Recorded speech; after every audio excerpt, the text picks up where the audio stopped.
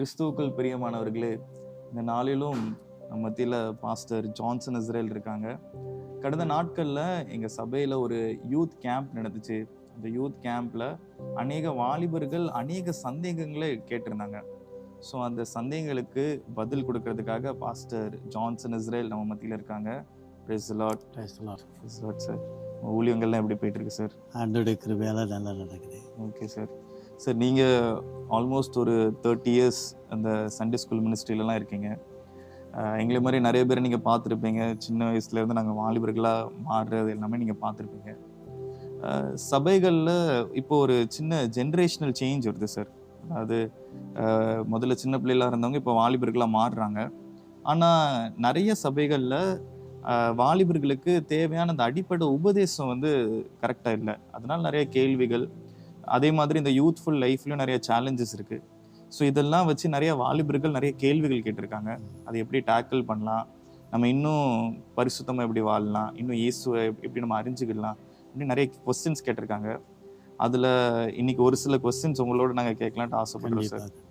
So நீங்கள் அதுக்கு answer பண்ணுங்கள். ஃபஸ்ட்டு ஒரு கொஸ்டின் இப்படி கேட்டிருக்காங்க. இந்த நம்ம வாழ்க்கையில் நிறைய பழைய பாவங்கள் இருக்கும். இப்போ இந்த பாவங்கள்லேருந்து நம்ம எப்படி ஓவர் கம் பண்ணி வர்றது, அந்த குற்ற உணர்ச்சியிலிருந்து நம்ம எப்படி வெளியே வர்றது, இப்படி ஒரு கொஸ்டின் கேட்டிருக்காங்க சார். ஸோ இதுக்கு பைபிள் என்ன சொல்லுது, இது எப்படி பண்ணலாம்? நல்ல ஒரு கேள்வி பிரவீன். நிறைய வாலிபர்களுக்கு இந்த மாதிரி சந்தேகங்கள் இருக்குது. நம்ம இயேசுவை அறிந்து கொள்வதற்கு முன்னால் அல்லது ரட்சிக்கப்படுவதற்கு முன்னால் நிறைய பாவம் செய்திருப்போம். அந்த பாவத்தில் நம்ம செய்யும்போது என்றைக்கு ஒரு நாள் நமக்கு நம்ம செய்கிற தவறு பாவம் இதுலேருந்து நமக்கு ஒரு விடுதலை வேணும் அப்படின்னு சொல்லி விரும்பும்போது தான் இயேசுவிடத்தில் வாரோம். இயேசுவிடத்தில் வந்து நம்முடைய பாவத்தை அறிக்கை செய்து ஆண்டவரிடத்தில் மன்னிப்பை நமக்கு வாங்குகிறோம். சரி, ஆண்டவரும் நம்முடைய பாவங்களை மன்னிக்கிறார். நம்ம பாவத்தை அறிக்கை செய்யும்போது ஆண்டவர் நம்முடைய பாவத்தை மன்னிக்கிறாரு. மன்னித்து அதை கடலுக்கு ஆழத்தில் வந்து போட்டுதான்னு சொல்லி வேதம் சொல்லுகிறார். அதுக்கப்புறம் நம்ம கொஞ்சம் நாட்கள் ஆகும்போது, இன்னும் கடந்து போகும்போது நம்ம முன்னால் செய்கிற அந்த பாவங்கள் திரும்ப நம்முடைய வாழ்க்கையில் சிலருடைய வாழ்க்கையில் வந்துடுது. அப்படி வராமல் இருக்கணும்னா, அப்படி வரக்கூடாது. அப்படி வராமல் இருக்கணும்னா நம்ம கண்டிப்பாக செய்ய வேண்டிய சில காரியங்கள் இருக்குது. முதலாவது, நம்ம என்ன செய்யணும்னா அனுதினமும் காலை வேளையில் ஆண்டவருடைய சமூகத்தில் காத்திருக்கணும், ஜெபிக்கணும். ஜெபம் ஆண்டவருடைய உதவி இல்லாமல் இந்த உலகத்தில் பரிசுத்தமாய் வாழ ரொம்ப கஷ்டம். இப்போ நம்ம பார்க்குறோம், இந்த உலகத்தில் நம்ம எங்கே பார்த்தாலும் பாவம் நிறைந்திருக்கு. வெளியில் போனாலே பாவம், கையிலே மொபைல்லே பாவம் இருக்குது. இப்படி பாவம் நிறைந்த உலகத்தில் நம்ம வாழ்கிறோம். இந்த உலகத்தில் நம்ம பரிசுத்தமாக வாழணும்னு சொன்னால் முதல்ல நம்மளுடைய வாழ்க்கையில் ஜெபம் ரொம்ப அவசியம். ஆண்டோடைய பாதத்தில் முதல்ல அதிகாலையில் எழுந்து நமக்காக நம்ம கொஞ்சம் நேரம் ஆண்டோடைய சமூகத்தில் ஜெபம் பண்ணணும். ஆண்டவரே, இன்றைக்கி நான் போகிறேன், வெளியில் என்னை பரிசுத்தமாய் பாதுகாத்துக்கொள்ள நீங்கள் உதவி செய்யுங்க. என் கண்கள் பரிசுத்தமாக இருக்கணும், என் காது பரிசுத்தமாக இருக்கணும் அப்படின்னு சொல்லி நம்ம முதல்ல ஒப்பு கொடுத்து ஆண்டோடத்தில் ஜெபம் பண்ணணும். ரெண்டாவது, ரோமர் 12:1 சொல்லுகிறது, இப்படி இருக்க சகோதரரே, உங்களுடைய சரீரங்களை ஜீவ பலியாக தேவனுக்கு ஒப்பு கொடுங்கள், இதுவே நீங்கள் செய்யத்தக்க புத்தியுள்ள ஆராதனை சொல்லி பவுல் ரோமாபுரி சபைக்கு எழுதுகிறார். முழு சரீரத்தையும் நம்முடைய முழு சரீரத்தை ஆண்டவருக்கு ஜீவ பலியாய் ஒப்படுத்தும். இந்த கையை நம்ம ஆண்டவருக்கு ஒப்பு கொடுத்ததுக்கப்புறம் ஆண்டவருக்கு பிரியமில்லாத இந்த காரியத்தை இந்த கை செய்யாது. செய்ய தூண்டும் போது பிசாசம் இருக்க விட மாட்டான். செய்ய தூண்டும் போது இந்த கை பரிசுத்தமான கை, இந்த கையை ஆண்டவருக்கு நான் ஒப்பு கொடுத்துட்டேன் அப்படிங்கிற ஒரு எண்ணம் நம்மளோட உள்ளத்தில் உருவாகும். அதேமாதிரி கண்ணை ஆண்டோடைய சமூகத்தில் ஒப்பு கொடுத்துடும் ஜீவ பலியாக. அப்படி வேண்டாத காரியங்களை நம்ம பார்க்க தூண்டும் போது பொதுவாக என்ன செய்யணும், இந்த கண் ஆண்டவருக்கு சொந்தமானது, ஆண்டவருக்கு பிரியமில்லாத இந்த கண் பார்க்கக்கூடாது அப்படிங்கிற ஒரு எண்ணம் நம்முடைய உள்ளத்தில் இருக்கணும். உதாரணம் நான் சொல்கிறேன், இந்த உலகத்தில் பாவத்திலே வாழ்கிறவனை குறித்து பிசாசுக்கு கவலையே கிடையாது. ஆனால் பரிசுத்தமாக வாழணும்னு நினைக்கிறவனை பிசாசு கண்டிப்பாக அவன் பரிசுத்த வாழ்க்கையை விட்டு வழி விளக்கணும்னு சொல்லி நினைப்பான். ஒரு சின்ன ஒரு சம்பவத்தை நான் சொல்கிறேன். ஒரு ராஜா வேட்டையாட போனாராம். அப்படி வேட்டையாட போகும்போது அவர் வேட்டையாடுறாரு, துப்பாக்கி வச்சு வேட்டையாடுறாரு. அப்போ அங்கே மேலே சில பறவைகள் இருக்குது. அதில் அவர் ஷூட் பண்ணும்போது ஒரு பறவை கீழே விழுந்துட்டுது. விழுந்த உடனே செத்து போச்சுது. இன்னொரு தடவை ஷூட் பண்ணுறாரு. இன்னொரு பறவையில் காலில் லேசாக அடிபட்டு அது தப்பி தப்பி ஓட ஆரம்பிக்குது. அப்போ இந்த ராஜா என்ன பண்ணுறாரு, அந்த ஓடுற பறவையை போய் பிடிக்கிறாரு. அப்போ அந்த அவரோடு கூட போன இந்த மந்திரி கேட்குறான், கீழே ஏற்கனவே ஒரு பறவை விழுந்து கிடக்குது, முதல்ல இதை எடுக்காம ஓடுறதை ஏன் தூக்குறீங்க அப்படின்னு சொல்லி கேட்டானாம். இப்போ ராஜா சொன்னார் சிரிச்சுட்டு, இது என்னாலும் நமக்கு தான் சொந்தம், இது செத்து போச்சுது, இது நமக்கு தான் சொந்தம். ஆனால் இந்த ஓடுது பாரு, இதை ஓட விடக்கூடாது, அதை எப்படியாவது நம்ம முதல்ல பிடிக்குன்னு சொன்னாங்க. இந்த மாதிரி தான் பிசாசையோடு கூட இருக்கிறவங்க, பாவத்தில் இருக்கிறவங்களை குறித்து அவனுக்கு கவலை இல்லை, எப்பவும் அவங்க கூட இருக்கிறாங்க. ஆனால் நம்மளை மாதிரி பரிசுத்தமாக வாழணும்னு நினைக்கிறவங்க அது மேலே தான் பிசாசு கண் வைப்பான். அப்போ நமக்கு தான் சில இச்சைகள், பாவங்கள், சோதனைகள், பழைய பாவங்கள் திரும்ப செய்ய தோணும், இப்படிப்பட்ட வரும். அப்படி வரும்போது நம்ம ஆண்டோடைய உதவி இல்லாமல் இதை மேற்கொள்ள முடியாது. ஆண்டோடைய சமூகத்தில் ஜெபம் பண்ணணும். ரெண்டாவது, நம்ம சரீரத்தை ஆண்டவருக்கு ஜீவ பலியை செஞ்சிடணும், ஒப்படுத்தணும், நினைக்கணும் நம்மளுடைய பாவம், செய்த பாவத்தை ஆண்டவர் மன்னிச்சிட்டாரு. வேதம் சொல்லுகிறது ஏசாயா 1:18, உடைய பாவங்கள் சிவப்பாக இருந்தாலும் அது வெண்மையாய் ஆண்டவர் வெண்மையாக்கிட்டார், பஞ்சை போல வெண்மையாக்கிட்டார். இனிமேல் அந்த பாவம் வரக்கூடாதுன்னு சொல்லி நினைக்கணும். இன்னும் எபிரேயரில் பவுல் இன்னொரு கொஞ்சம் தெளிவாக ஆழமாக சொல்கிறாரு. எபிரேயர் 6ஆம் அதிகாரத்தில் 5ஆம் வசனம் 6ஆம் வசனம் இப்படி சொல்லுகிறது, தேவனுடைய நல்வார்த்தையையும் இனிவரும் உலகத்தின் பலன்களையும் ருசி பார்த்தோம், மறுதலித்து போனவர்கள் தேவனுடைய குமாரனை தாங்களே மறுபடியும் சிலுவையில் அறைந்து அவமானப்படுத்துகிறபடியால் அப்படின்னு பவுல் எழுதுகிறார். நம்ம வசனத்தை கேட்டு அதை ருசித்து இனி நமக்கு ஒரு பரலோக ராஜருக்கு அந்த பலனெல்லாம் நம்ம ஆராதனையில் அனுபவிக்கிறோம், அதை கேட்குறோம், நம்புகிறோம், விசுவாசிக்கிறோம். அப்படிலாம் பண்ணிட்டு ஆண்டவரை மறுதளிச்சான், பாவம் செய்தா, வேதம் சொல்லுது அவரை மறுபடியும் நம்ம சிலுவையில் என்ன செஞ்சு அறைகிறது மாத்திரம் இல்லை, இயேசுவை அவமானப்படுத்துகிறோமா. அப்படிப்பட்ட காரியம் நம்ம செய்யக்கூடாது. அப்படிப்பட்ட எண்ணம் வரும்போது நான் ஆண்டவரை சிலுவையில் இனிமேல் அறைய மாட்டேன், ஆண்டவரை அவமானப்படுத்த மாட்டேன்ங்கிற ஒரு நல்ல ஒரு எண்ணம், இந்த தீர்மான உறுதி இருக்கும்போது நம்ம இதிலேருந்து நிச்சயமாக ஜெயம் பெற முடியும். ஓகே சார், ரொம்ப தேங்க்ஸ் சார், ரொம்ப தேங்க்யூ. நீங்கள் 2 கொஸ்டின்ஸ்க்கு ஆன்சர் பண்ணியிருக்கீங்க அப்படின்னு நினைக்கிறேன். ஒன்று பாவத்திலேருந்து நம்ம எப்படி வெளியே வரணும், இன்னொன்று இந்த பாவத்தின் குற்ற உணர்ச்சியிலேருந்து நம்ம எப்படி மீண்டு வரணும்ட்டு. சார், ஆக்சுவலி செகண்ட் ஒரு கொஸ்டின் இப்படி கேட்டிருக்காங்க. அதாவது இது ஆக்சுவலி எனக்குமே இந்த டவுட் இருந்திருக்கு. இப்போ நம்ம படிக்கிற இடத்துக்கு நம்ம போகிறோம், ஸ்கூல் காலேஜஸ்க்கெலாம் போகிறோம், நிறைய பேர் மீட் பண்ணுறோம், நிறைய பேர் நமக்கு ரொம்ப க்ளோஸ் ஃப்ரெண்ட்ஸ் ஆகிறாங்க. இவங்களில் நிறைய பேர் சுவிசேஷத்தை அறிஞ்சிருக்க மாட்டாங்க. அப்போ இவங்களுக்கு நம்ம எப்படி ப்ராக்டிக்கலாக சுவிசேஷம் அறிவிக்குது? சில நேரம் நமக்கு அறிவிக்கலான்னு தோணும், ஆனால் ஒரு ஏதோ ஒன்று நம்மளை ஸ்டாப் பண்ணோம், அவங்க நம்ம என்ன நினச்சிருவாங்களோ அப்படிங்கிற மாதிரி தாட்ஸ்லாம் நமக்கு வரும். அவங்களுக்கு நம்ம எப்படி சார் ப்ராக்டிக்கலாக சுவிசேஷம் அறிவிக்கலாம்? பிரவீன், நான் இதில் 2 காரியத்தை சொல்ல ஆசைப்பட்றேன். ஒன்று, நம்ம கல்லூரி போகிறோம், அதில் முதல்ல கல்லூரி போகிறதுக்கு முன்னால் ரட்சிக்கப்பட்டு ஆண்டவரை ஏற்றுக்கொண்டு அதுக்கப்புறம் கல்லூரி போகிற சிலர் இருக்கலாம். கரெக்ட். இல்லை அது கல்லூரி வாழ்க்கையில் கொஞ்சம் காலம் வாழ்ந்து 1 வருஷம் 2 வருஷம் அதுக்கப்புறம் ஆண்டவரை ஏற்றுக்கொண்டு அவருடைய வாழ்க்கை மாறி ஆண்டவருக்காய் வாழலாம். இந்த 2 இதில் தான் ஒரு தம்பி இருக்க முடியும், ஒரு வாலிபன் இருக்க முடியும். கரெக்ட். இதில் இது 2க்குமே நான் சொல்லக்கூடிய காரியம் நம்முடைய பைபிளில் சொல்லியிருக்குது. மத்தேயு இயேசு சொன்னார், மத்தேயு 5ஆம் அதிகாரத்தில், நீங்கள் உலகத்துக்கு வெளிச்சமாக இருக்கிறீர்கள். 14ஆம் வசனம், மலையின் மேல் இருக்கிற பட்டணம் மறைந்திருக்க மாட்டாது, விளக்கை கொளுத்தி மரக்காலால் மூடி வைக்காமல் விளக்கு தண்டின் மேல் வைப்பார்கள், அப்பொழுது வீட்டில் உள்ள யாவருக்கும் வெளிச்சம் கொடுக்கும். இவ்விதமாய் மனுஷர் உங்கள் நற்கிரிகளை கண்டு பரலோகத்தில் இருக்கிற உங்கள் பிதாவை மகிமைப்படுத்தும்படி உங்கள் வெளிச்சம் அவளுக்கு முன்பாய் பிரகாசிக்க கடவுள் இயேசு சொன்னார்.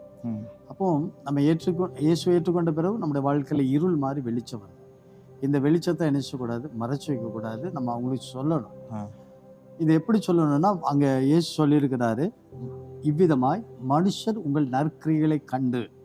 இது ரொம்ப முக்கியம், குட் ஹேபிட்ஸ்.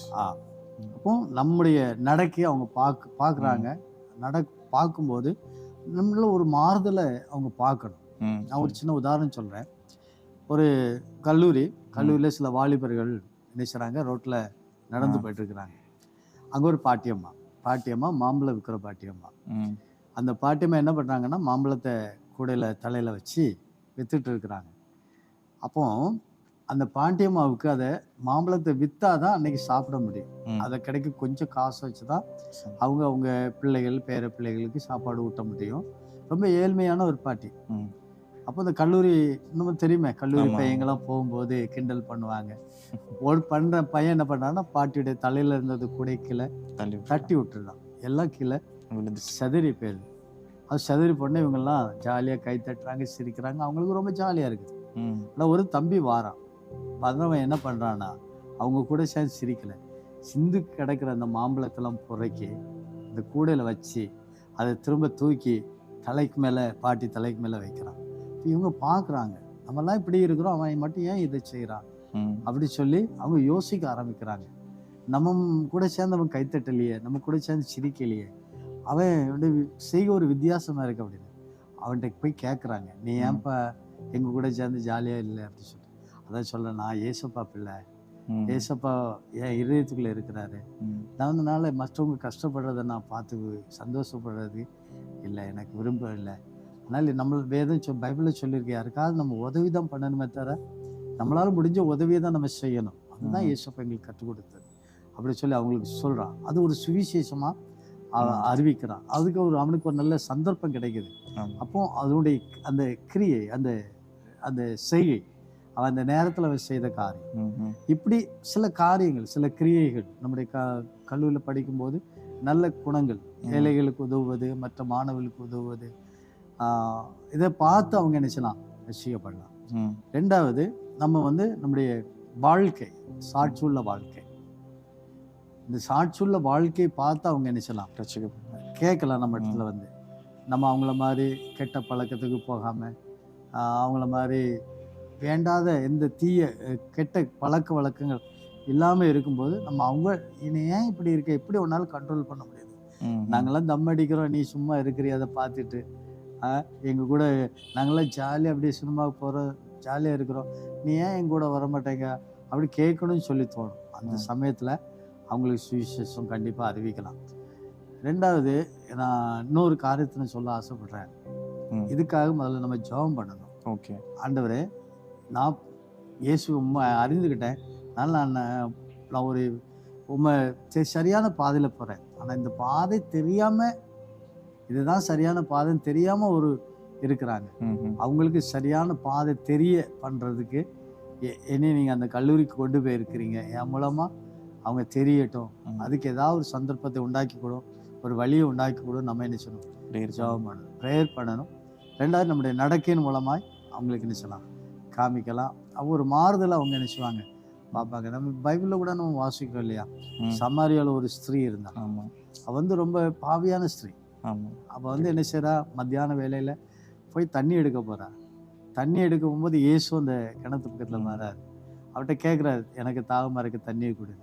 இப்போ சொல்ல, நீ யூதனாக இருக்கும்போது எப்படி என்கிட்ட தண்ணி கேட்கலான்னு சொல்லி. அப்போ அவர் சொல்கிறாரு, நான் கேட்குறது உனக்கு யாருன்னு தெரிஞ்சால் நீயே இடத்துல கேட்டிருப்பா அப்படி சொல்லி அந்த சம்பாஷணை நம்ம பார்க்குறோம். இப்போ இயேசுவோடைய வாழ்க்கையுடைய நிலைமை சொல்கிறாரு, எனக்கு 5 புருஷர்கள் இருந்தாங்கம்மா, இப்போ இருக்கிறவனுக்கு புருஷன் இல்லை அப்படின்னு அவருடைய வாழ்க்கை அப்படியே சொல்லும்போது அவளுக்குள்ள ஒரு மாறுதல் உண்டாகுது. ஏன் வாழ்க்கையை தெரிஞ்ச ஒருத்தர் எப்படி இவருக்கு தெரியும் அப்படின்னு. அப்போ அவரை நினைக்க, இது மேசியாவா, இவர் தான் மேசியாவா இருக்கணும், இவர் தான் கடவுளாக இருக்கணும்னு சொல்லி நினச்சி ஊருக்குள்ளே போய் சொல்கிறார். ஒருத்தர் என் காரியத்தெல்லாம் சொன்னார், பாருங்க அப்படி சொல்லி இந்த கிராமமே பார்த்துச்சு. அப்போ அவங்க என்ன செய்தாங்க, அநேகர் இயேசுவை ஏற்றுக்கொண்டார்களாம். அப்படியே ஒரு சின்ன ஒரு சந்தர்ப்பம் நம்முடைய வாழ்க்கையில் வரும்போது அது அநேகர் ஆண்டவருக்கு வழி நடத்துவதற்கு உதவி. அதுக்காக நம்ம வெயிட் பண்ணணும், அதுக்காக நம்ம ஜெபம் பண்ணணும். ஓகே ஓகே ஓகே சார், ரொம்ப தேங்க்ஸ் சார், நல்லா சொன்னீங்க சார். அடுத்தது ரொம்ப முக்கியமான ஒரு கொஸ்டின் சார். அது என்னன்னா, இந்த ரிவைவல், எழுப்புதல் அப்படிங்கிற வார்த்தை இன்னைக்கு நிறைய இடத்துல நிறைய கூட்டங்கள், கன்வென்ஷன்கள் எல்லாமே நடக்குது. இது வெளியே நடந்துட்டு இருக்குது, க்ரூசைட்ஸாக நடக்குது. ஆனால் சர்ச்சுக்குள்ள இன்னைக்கு உண்மையிலே எழுப்புதல் இருக்கா சார்? அதாவது இந்த தலைமுறைகள் மத்தியில் ஒரு எழுப்புதல் இருக்கா? அந்த கொஸ்டின் கூட அவங்க இன்னொன்றும் கேட்டிருக்காங்க. அப்படி ஒருவேளை எழுப்புதல் இல்லை அப்படின்னா விசுவாசிகளும் ஊழியக்காரங்களும் அந்த எழுப்புதல் இந்தியாவுக்கு வர்றதுக்காக என்ன செய்யலாம் அப்படின்ட்டு. வெளியே எழுப்புதல் இருக்கு, ஆனால் சபைக்குள்ள ஒரு ரட்சிக்கப்பட்டவங்க மத்தியில் எழுப்புதல் இருக்கா? அது இது வாலிபலுக்கு மட்டும் இல்லை, எல்லாருக்குமே பொதுவான ஒரு கேள்வியாக நான் நினைக்கிறேன். எல்லாருமே அறிஞ்சு கொள்ள வேண்டிய ஒரு பெரிய ஒரு சத்தியம் இது. எழுப்புதல் வேணும். இன்னைக்கு நம்ம நிறைய வால்பாஸில் பார்க்க எழுப்புதல் கூட்டங்கள் நடக்குது, எழுப்புதல் மீட்டிங் நடக்குது, நிறைய நடக்குது. நல்ல எழுப்புதலுக்காக ஜெபம் பண்ணுறாங்க, 12 மணி நேரம் 24 மணி நேரம் ஜெபம் பண்ணுறாங்க. ஆனாலும் நான் சொல்லப்போனால் இன்னும் அந்த எழுப்புதல் இன்னும் இந்தியாவில் வரல அப்படிதான் நான் சொல்லுவேன். ஏன்னா எழுப்புதல் வந்தால் என்ன நடக்கும்னு சொல்லி பைபிளில் நிறைய நமக்கு ஆதாரம் இருக்குது, வசனம் இருக்குது. அது நடக்கலை, அதனால எழுப்புதல் வரல என்று தான் நம்ம சொல்ல முடியும். அதாவது எழுப்புதல் அப்படின்னு சொன்னால் முதல் நூற்றாண்டில் ஒரு எழுப்புதல் உண்டாச்சுது பேதுருடைய நாட்களில், அப்போஸ்தலருடைய நாட்களில். அது முன்மாரியின் காலம். முன்மாரியும் பின்மாரியும் தேசத்துல நான் குற்றம் சொல்லியிருக்கேன். அந்த முன்மாரி காலத்தை கொஞ்சம் நம்ம திரும்பி பார்த்தா, அன்னைக்கு அந்த 12 பேர் ஆண்டவர் தெரிந்து கொண்டு, அதில் ஒருத்தர் வந்து ஆண்டவரை காட்டி கொடுத்தான். சரி, அதுக்கு பதிலாக ஒருத்தர் தேர்ந்தெடுத்த மத்தியாவை தேர்ந்தெடுத்தாங்க. இந்த 12 பேரும் அதுக்கப்புறம் 120 பேர் சேர்ந்து எருசலேமில் போய் ஒரு மேல் அறையில் உட்காந்து ஜெபம் பண்ணுறாங்க. ஜெபம் பண்ணும்போது பெந்தெகோஸ்தே நாளில் பரிசுத்த ஆவியானவர் ஊற்றப்படுறார். அப்படி ஊற்றப்படும் போது தான் எழுப்புதல் ஆரம்பமாகுது. அது முன்மாதிரி முதல் நூற்றாண்டில் எழுப்புதல் ஆரம்பமாகுது. அந்த எழுப்புதல் ஆரம்பமாகிறதுக்கு அவங்களோட வாழ்க்கையில சில காரியம் இருந்துச்சு. அந்த இது வந்து இன்றைக்கு இருந்தால் நம்முடைய எழுப்புதல் கண்டிப்பா நிச்சயமா அன்னைக்கு அவங்க இடத்துல என்ன இருந்துச்சுன்னா, முதல்ல அவங்க 120 பேர் கூடியிருந்தாங்க. அவங்களுக்குள்ள ஒரு மனம் இருந்துச்சு. நம்ம அப்போஸ்தலர் 1ஆம் அதிகாரத்தில் நம்ம வாசிக்கிறோம் 14ஆம் வசனத்துல, அங்கே இவர்கள் எல்லாரும் ஸ்திரீகளோடும் இயேசுவின் தாயாகிய மரியாளோடும் அவருடைய சகோதரர் கூட ஒரு மனப்பட்டு ஜபத்திலும் வேண்டுதலும் செய்தாங்க, தரித்திருந்தாங்க. ஒரு மனம் இருந்துச்சு எல்லாருக்குள்ள. 120 பேரும். இன்னைக்கு அது வந்து இல்லை, கண்டிப்பா இல்லை. அன்னைக்கு 10 பேர் இருந்தா கூட அவங்க கிட்ட ஒரு மனம் இல்லை. அன்னைக்கு ஆனால் 120 பேருக்குள்ள ஒரு மனம் இருந்துச்சு. 2ஆம் அதிகாரத்திலே நம்ம வாசிக்கிறோம், பெந்தெகோஸ்தே நாள் வந்த போது அவர்கள் எல்லாரும் ஒரு மனப்பட்டு ஓரிடத்தில் வந்திருந்தார்கள். ஜெபமே இன்னும் ஆரம்பிக்கல, வந்து இருக்கிறாங்க. அங்க பரிசுத்த ஆவியானவர் வந்தாரு. அவங்க இன்னைக்கு மாதிரி ஆண்டவரை எழுப்புதல ஊட்டுன்னு அவங்க அன்னைக்கு ஜெபம் பண்ணல, ஒரு இடத்துல கூடி வந்து இருந்தார்கள். பரிசுத்த ஆவியானவர் வந்தாரு. அப்படி நிறைய வசனங்கள் நம்ம பார்க்கலாம். அதே 2ஆம் அதிகாரத்துல நம்ம பார்க்கும்போது நம்ம 46ஆம் வசனத்துல, அவர்கள் ஒருமனப்பட்டவர்களாய் ஜப ஆலயத்தில் அனுதினமும் தரித்திருந்து வீடுகள் தோறும் அப்பம் விட்டு மகிழ்ச்சியோடும் கபடமில்லாத இதயத்தோடு போஜனம் பண்ணி. அதுக்கு அடுத்த வசனம் சொல்லு, தேவனை தூத்தி ஜனங்கள் எடுத்து தயவு பெற்றிருந்தார்கள், ரட்சிக்கப்படுகளை கர்த்தர் அனுதினமும் சபையில சேர்த்து கொண்டு வந்தார். அங்க ஒரு மனம் இருந்துச்சு. இன்னைக்கு அந்த ஒரு மனம் எனக்கு கண்டிப்பா நினைச்சணும். எத்தனை பேர் கூடினாலும் 100 பேர் கூடினாலும் உங்களுக்கு 100 பேருக்குள்ள ஒரே மனம் இருக்கணும். அந்த ஒரு மனம் வந்துட்டுன்னா நிச்சயமா எழுப்புதல் வரும். 2வது, அவங்களுக்குள்ள ஒரு ஜபம் இருந்துச்சு, உறுதியான ஒரு ஜபம். ஜபத்துல உறுதியா என்ன செய்தாங்களாம், தரித்திருந்தார்களாம். 2ஆம் அதிகாரம் 42ஆம் வசனத்துல கூட வாசிக்கிறோம், அவர்கள் அப்போஸ்தலருடைய உபதேசத்திலும் அந்யோன்யத்திலும் அப்பம் பிட்கிறதும் ஜபம் பண்ணுதலும் உறுதியா என்ன செய்தார்கள், தரித்திருந்தார்கள் அப்படி சொல்லி நம்ம வாசிக்கிறோம். ஒரு ஜபத்துல அவங்க உறுதியா என்ன செய்றாங்க, இருக்கிறாங்க. நம்ம 3ஆம் அதிகாரத்துல பார்க்கும்போது யோவானும் பேதுருவும் ஜப வேலையாகி அந்த 9ஆம் மணி நேரத்துல அந்த நேரத்தை கரெக்டா என்ன செய்றாங்க, ஜபம் பண்றதுக்கு பாளையத்துக்கு போறாங்க. அப்ப ஜபத்துக்கு அவங்க முக்கியத்துவம் கொடுத்திருந்தாங்க. பேதுரு கூட ஒரு இடத்துல இப்படி சொல்லுவாரு, அந்த நாட்கள்ல வந்து சீசர்கள் ரொம்ப பெருகிட்டாங்க. 120 பேர் 3000 ஆச்சுது, 3000 5000 ஆச்சுது, இப்படி நிறைய கூடிட்டாங்க. அவங்க எல்லாரும் என்ன பண்ணாங்கன்னா, ஒரே இடத்துல கூடினாங்க. தங்களுக்குள்ள காணியாட்சிகள் நிலத்தெல்லாம் விற்று வந்து பேதுருடைய பாதத்துல வச்சாங்க. எல்லாருக்கும் அங்கே பொதுவா வச்சு அதை என்ன செய்தாங்க, அனுபவித்தார்கள். எல்லாரும் சாப்பாடு அங்கே கிடைச்சது, எல்லாம் பண்ணாங்க. இப்போ அங்க சில பிரச்சனைகள் வந்துச்சு அந்த முதல் சபையில. அவங்க வந்து சிலர் வந்து சொல்றாங்க, 5ஆம் அதிகாரத்துல, அந்நாட்களிலே சீசர்கள் பெருகின போது கிரேக்கர் ஆனவர்கள் தங்கள் விதவைகள் அன்றாட விசாரணையில் திட்டமாய் விசாரிக்கப்படவில்லை என்று எபிரேயருக்கு விரோதமாய் முறுமுறுத்தார்கள். கிரேக்கருக்கும் எபிரேயருக்கும் ஒரு சின்ன பிரச்சனை வரதான் செஞ்சது. அப்போ பேதுரு என்ன சொல்றாரு, 2ஆவது வசனம், அப்பொழுது 12 சீசருடைய கூட்டத்தை வரவழைத்து, நாங்கள் தேவ வசனத்தை போதியாமல் பந்தி விசாரணை செய்வது தகுதி அல்ல. ஆதலால் சகோதரரே, பரிசுத்தாவியும் ஞானமும் நிறைந்த நற்சாட்சி பெற்று இருக்கிற 7 பேரை உங்களில் தெரிந்து கொள்ளுங்கள். அவர்கள் இந்த வேலையில ஏற்படுத்தும். நாங்களோ ஜபம் பண்ணுகிறதிலும் வேத வசனத்தை போதிக்கிற ஒழித்திலும் இடைவிடாமல் தரித்திருப்போம். ஒரு ஜபத்துக்கு என்ன செய்றாங்க, மற்ற காரியத்துல அவங்க வச்சுக்கணும், ஏற்பாடு பண்ணிவிடும், சாப்பாடு பந்தி பண்றது. ஆனா நாங்க என்ன பண்ணோம், நாங்க ஜபம் பண்றதுல உறுதியா ஜபத்துக்கு முக்கியத்துவம் கொடுத்தாங்க. 3வது வந்து ஒரு அர்ப்பணிப்பு இருந்துச்சு அவங்களுக்கு. ஆண்டவருக்காக என்ன வேணாலும் சிறைச்சாலையில் போறதுக்கு தயாரா இருந்தாங்க. யாக்கோபுடைய தலையை வெட்டினாங்க. அவன் அர்ப்பணிப்போட அது கொடுத்தான். அதை பார்த்து பேதுருவையும் வெட்டுறதுக்கு அவங்க பிடிச்சாங்க. அவன் பேதுரு போய் ஒளியலை, ஓடி ஒளியலை எங்கேயும் போய். முதல்ல ஒளிஞ்ச மனுஷன் ஆமா பயந்து யாக்கோபே வெட்டியாச்சது. பேதுரு இடத்துல வெட்டுறதுக்காக எல்லாம் பண்றாங்க. பேதுரு நினைச்சா எங்கேயாவது ஓடி போய் ஒளிஞ்சிருக்கலாம், ஒளியலை. அர்ப்பணிப்பு ஆண்டவருக்காக தலை வெட்ட கொடுத்தாலும் பரவாயில்ல அப்படி சொல்லி நினைச்சதாங்க, வெட்ட கொடுத்தாங்க. ஸ்தேவா பந்தி விசாரணை செய்றவன் தான், அவனை கல்லெறிஞ்சாங்க, ஓடி போய் ஒளியலை. கல்லெறி படுவதற்கும் அவன் தன்னை அர்ப்பணிச்சான். ஆண்டவருக்காக என்ன பண்ணாலும் என்ன செய்தாலும் அதை சகித்து கொள்ற ஒரு அர்ப்பணிப்பு அவங்களுடைய வாழ்க்கையில் இருந்துச்சு. ஒரு மனம் இருந்துச்சு, ஜபம் இருந்துச்சு, ஒரு அர்ப்பணிப்பு இருந்துச்சு. அதனால தான் என்ன செய்து ஒரு பெரிய எழுப்புதல் 1ஆவது நூற்றாண்டில் உண்டாச்சு. நம்ம 8ஆம் அதிகாரத்தில் நான் வாசிக்கிறோம், 1ஆம் வசனம், 8ஆம் அதிகாரம் 1. அவனை கொலை செய்வதற்கு சவுலும் சம்மதித்திருந்தான். அக்காலத்தில் எருசலேமில் உள்ள சபைக்கு மிகுந்த துன்பம் உண்டாயிற்று. அப்போஸ்தலரை தவிர மற்ற யாவரும் யூதேயா சமாரியா தேசங்களில் சிதறப்பட்டு போனார்கள். 4ஆம் வசனம் சொல்லுகிறது, சிதறி போனவர்கள் எங்கும் திரிந்து சுவிசேஷ வசனத்தை செய்தார்கள். பெரிய துன்பம் வந்துச்சுது அவங்களுக்கு பயங்கர கஷ்டம் வந்துச்சுது. அதனால அவங்க எருசலேம்ல இருக்க முடியாம சிதறி போனாங்க. சிதறி போனா கூட அங்கேயும் போன இடத்துல சுவிசேஷம் அறிவிச்சாங்க. அங்கதான் பிலிப்பு ஆண்டவர் பயன்படுத்தினாரு. அவங்களுக்கு அவ்வளவு ஒரு அர்ப்பணிப்பு இருந்துச்சு. இன்னைக்கு நமக்கு அந்த அர்ப்பணிப்பும் அந்த ஜபமும் ஒரு மனமும் என்னைக்கு சபைகளுக்குள்ள வருதோ கண்டிப்பா நான் சொல்றேன் எழுப்புதல் வந்துச்சு. இன்றைக்கு இருக்கிற எழுப்புதல் அல்ல, ஆராதனையில மாத்திரம் எழுப்புதல் இருக்குது, மற்றபடி எழுப்புதல் இல்லை. அன்னைக்கு எழுப்புதல் காலத்துல நடந்த காரியங்கள் நம்ம யோசிக்கணும். பேதுரு நடந்து போகும்போது அவருடைய நிழல் பட்டு மாத்திரம் வியாதிய சுஸ்தமா. இன்னைக்கு நடக்கலையே, நம்ம நடந்து போறோம், நம்மளுக்கு இருந்துச்சு அந்த மாதிரி அற்புதம் நடக்கலையே. அன்னைக்கு தேவாலயத்துக்கு போறாங்க யோவானும் பேதுரும், சப்பானி பிறவிலே சப்பானி இயேசுவின் நாமத்துல எழுந்து நடன்னு சொன்னோடனே நடக்கிறானே. இன்னைக்கு அப்படிப்பட்ட அற்புதம் நம்மளால செய்ய முடியல, நடக்கும் இல்லை. அன்னைக்கு 1ஆவது நூற்றாண்டில் அந்த எழுப்புதலின் காலத்தில் அது நடந்துச்சுன்னா அவங்களுக்குள்ள இந்த வாழ்க்கை இருந்துச்சு, ஒரு மனம் இருந்துச்சு, ஜபம் இருந்துச்சு, ஒரு அர்ப்பணிப்பு இருந்துச்சு.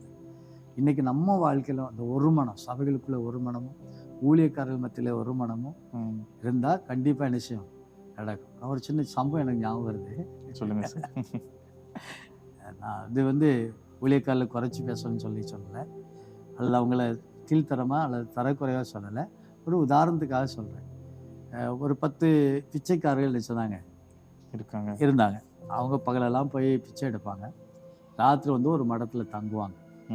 தங்கும்போது அவங்க சொல்லுவாங்க, நம்ம இப்படி மடத்திலே தங்கிட்டு இருக்கிறது நல்லா இல்லை, நமக்குன்னு ஒரு வீடு அல்லது ஒரு பங்களா நம்ம கட்டணும், நம்ம என்ன செய்யணும், நம்ம கிடைக்கிற பணத்தெல்லாம் கொஞ்சம் சேர்த்து ஒரு பெரிய மாளிகை கட்டணும், ஆனால் கட்டிட்டோம்னா அங்கே நம்ம வசதியே இருந்துக்கலாமே அப்படி சொல்லி நினச்சாங்க.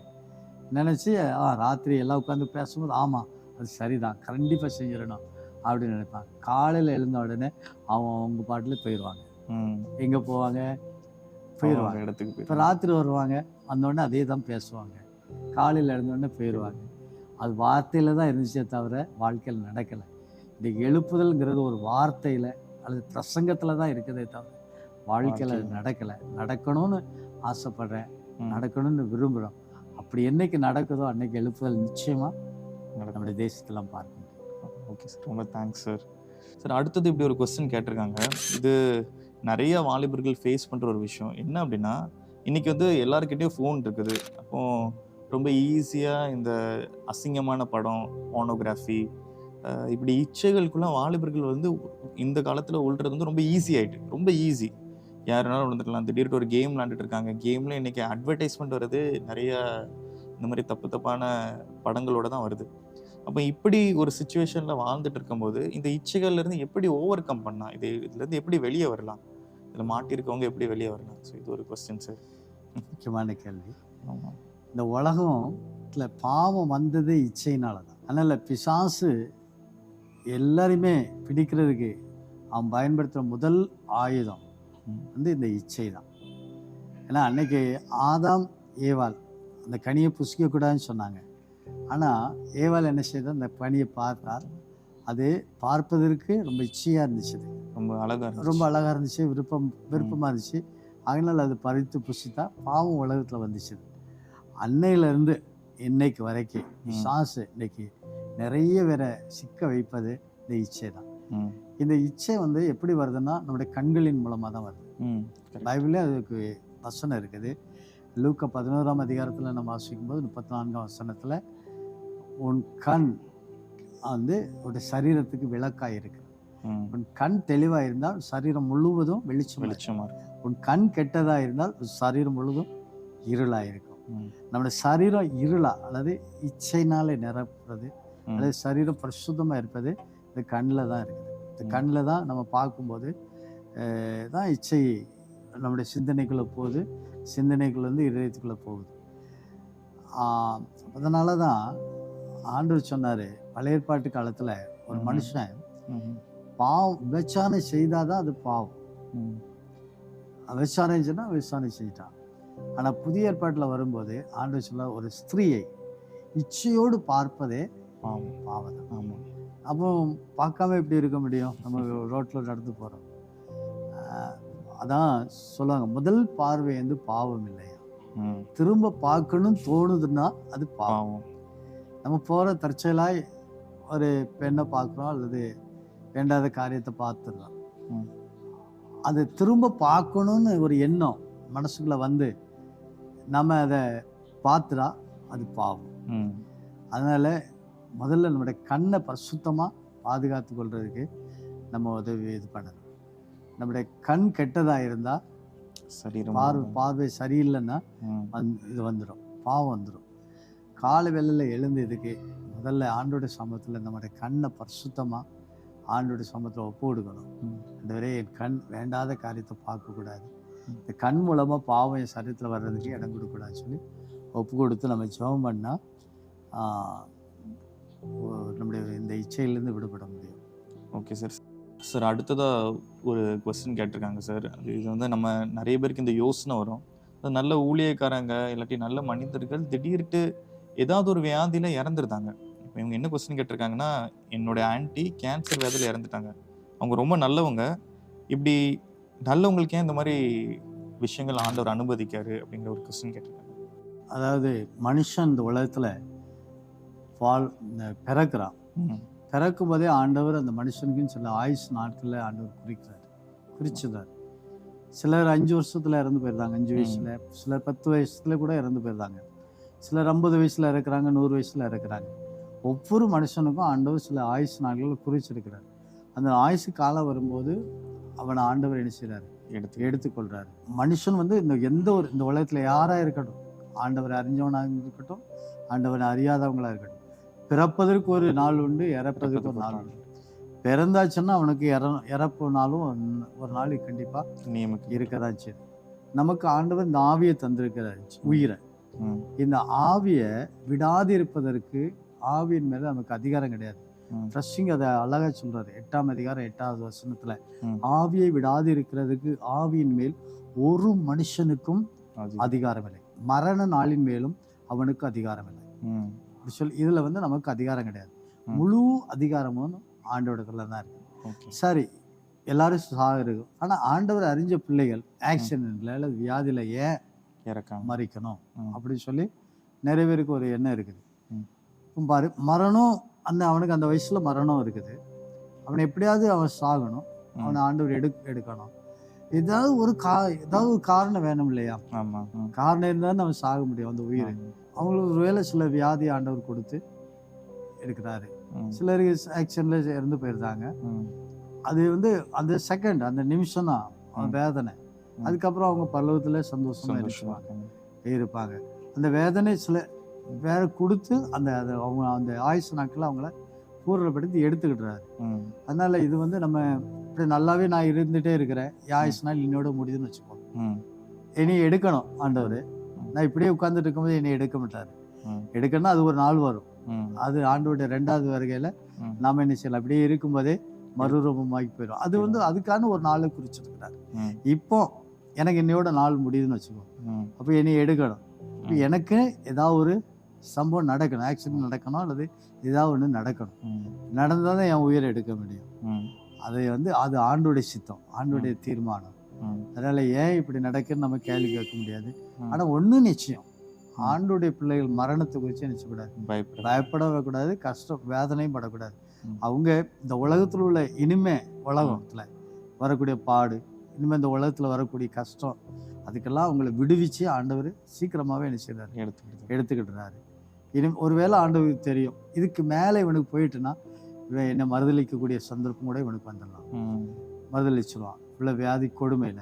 அதனால் அதுக்கு முன்னால நம்ம என்ன செய்யணும், எடுத்துக்கிடுவோம் சொல்லி ஆண்டவர் எடுத்துக்கிட்டுறாரு. அது ஆண்டுடைய திட்டம், ஆண்டுடைய தீர்மானம். ஏன்னு கேட்கறதுக்கு மனுஷனுக்கு அதிகாரம் இல்லை. அதான் ஒரு சம்பவம் சொல்லுவாங்க. ஒரு ராஜா வந்து ஒரு பெரிய தோட்டத்தை உண்டாக்கியிருந்தான்.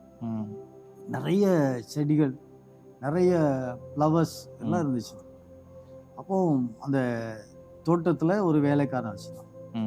வேலைக்காரன் வந்து என்ன செய்வான், அந்த தினமும் அந்த தோட்டத்தை நல்லா தண்ணி பாய்ப்பான், அதை எல்லாம் கவனிப்பான், எல்லாம் செய்வான்.